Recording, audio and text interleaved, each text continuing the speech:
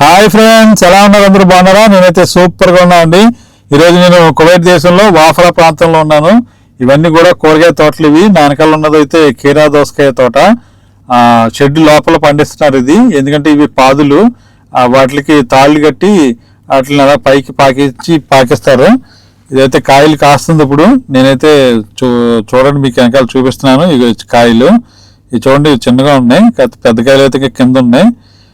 ఇవైతే మనకి మెయిన్గా ఏంటంటే కీరా దోసకాయ మన ఆరోగ్యానికి అయితే చాలా మంచిది. దీంట్లో విటమిన్స్ ఉన్నాయి, తర్వాత మినరల్స్ కూడా ఉన్నాయి. ఇవేంటంటే మన ఆరోగ్యానికి చాలా చాలా ఉపయోగపడతాయి. అంతేకాకుండా మనం ప్రతిరోజు కూడా మనం ఒక కీరా దోసకాయ తీసుకుంటే మన మన ఆరోగ్యం బాగుంటుంది. అలాగే మన శరీరం కూడా చాలా అందంగా తయారవుతుందంట. ముఖ్యంగా ఏంటంటే వేసవకాలంలో తప్పనిసరిగా మనం ఈ కీరా దోసకాయని అయితే తినాలి, ఎందుకంటే దీంట్లో వాటర్ కంటెంట్ ఎక్కువ ఉంటుంది. మన పుచ్చకాయ కంటే కూడా ఈ కీరా దోసకాయ చాలా మంచిదంట. అంటే వేసవకాలంలో ఎక్కువ పుచ్చకాయ తింటారు కదా, అంటే పుచ్చకాయ అయితే నీళ్ళు ఉంటాయి కదా, మనకి దాహం తీరుతుంది అన్నట్టుగా.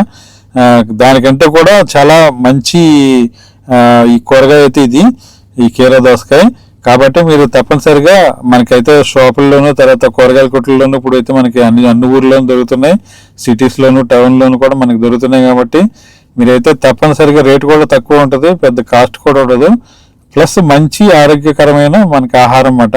ఇక్కడైతే మాకు ఏది తీసుకున్నా కూడా, బిర్యానీ తిన్నా, శాండ్విచ్ తిన్నా, లేదంటే ఇంకా హోటల్లో ఏ ఫుడ్ తీసుకున్నా కూడా ఇది తప్పనిసరిగా అయితే దాన్ని కంపల్సరీ అక్కడ ఇస్తాడు సలాడ్ కింద హోటల్లో.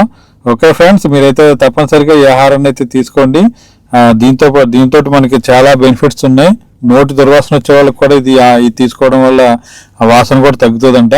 అంతేకాకుండా మెయిన్గా బరువు ఎక్కువ ఉండే వాళ్ళు కూడా కంపల్సరీ ఈ కీరా దోసకాయ తీసుకుంటే మనకి ఆ బరువును కూడా మనం తగ్గించుకునే దానికైతే ఆస్కారం ఉన్నదని చెప్పి అంటున్నారు.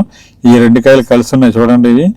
ఓకే ఫ్రెండ్స్, మరి మీకు వీడియో నచ్చినట్లయితే లైక్ చేయండి, కామెంట్ చేయండి. బిందు ప్రియా వ్లాగ్స్ని అయితే సబ్స్క్రైబ్ చేసుకోవడం మర్చిపోకండి ఫ్రెండ్స్.